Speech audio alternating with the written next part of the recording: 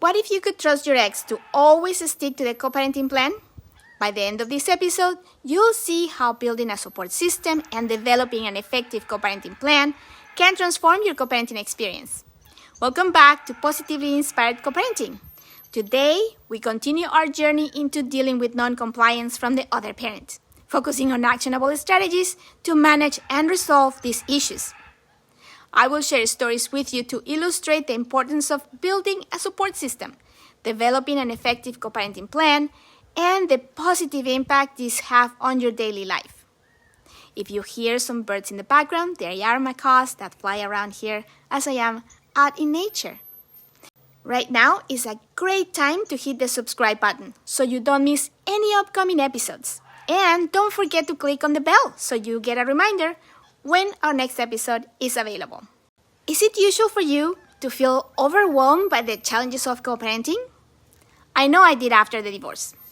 My ex-husband was very busy and only wanted to see the kids every other weekend, leaving me alone to manage everything. So I remember one particular tough week. I had picked up the kids from daycare and returned home as we did every afternoon. The house we were living at the time, had a carport and we were using the side door to get in. This door was direct entry into the kitchen. The boys were very little. They've always been very smart. So I had taken both kids inside the house and went back out to the car to get more items. I closed the kitchen door as I usually did so that they would not come back out. It never occurred to me that something like this could happen, but when I returned to the door, I realized that one of the boys had locked the kitchen door, and the kids and my purse were inside on the kitchen counter because I was still getting things from the car into the house. They were so small. How could they reach the doorknob? I don't know which one or how, but they did it.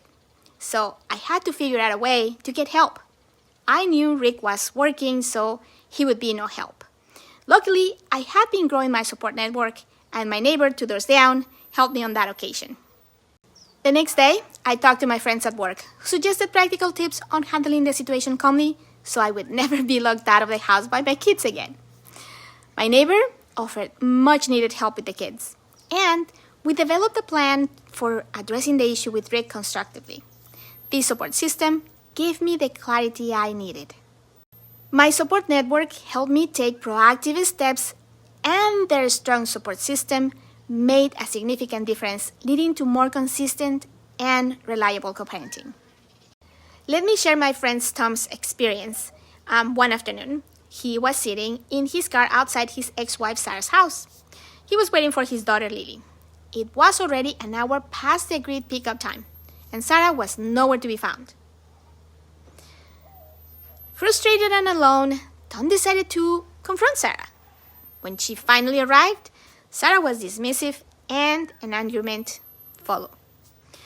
Tom felt isolated and unsupported, struggling to manage the ongoing non-compliance without any external help or advice.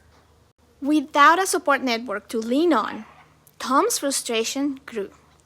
He tried to handle everything on his own, but the constant stress took a toll on his health and his relationship with Lily.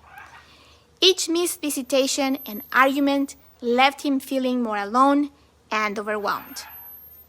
Eventually, the unresolved conflicts and lack of support led to a breakdown in communication between Tom and Sarah. The tension affected Lily, who became more withdrawn and anxious. Tom realized that without a strong support system, managing non-compliance and maintaining a healthy co-parenting relationship was incredibly challenging. These stories relate the profound impact of having or lacking a support system in co-parenting. Join me next week for part 1 of our next topic, creating boundaries in co-parenting. Reflect on your own experiences and consider the steps you can take to build a robust support network and develop an effective co-parenting plan. Thank you for listening to Positively Inspired CoParenting, where we strive to create a positive and supporting co-parenting journey for you and your children. I know your time is valuable, and I know there are many choices, so I want to thank you from the bottom of my heart for deciding to spend your time with me. I will continue sharing co-parenting insights and strategies with you so we can all live more fulfilled and mindful lives together. If you'd like to learn more about positive co-parenting and bring all these benefits into your life, subscribe to this podcast. Or for even more tips to improve your co-parenting relationship, you will find my blog on my website, www.getpositivelyiinspired.com. Whether you're just starting out or looking to strengthen your co-parenting practices, remember, the path is continuous and growth is always possible. May your co-parenting journey be filled with collaborative spirit, mutual respect, and a profound commitment to the well-being of your children, ensuring they thrive in an environment that is loving, stable, and supportive. Stay tuned for the next episode. See you on Thursday. Live on purpose, and remember, let's be positively inspired co-parents.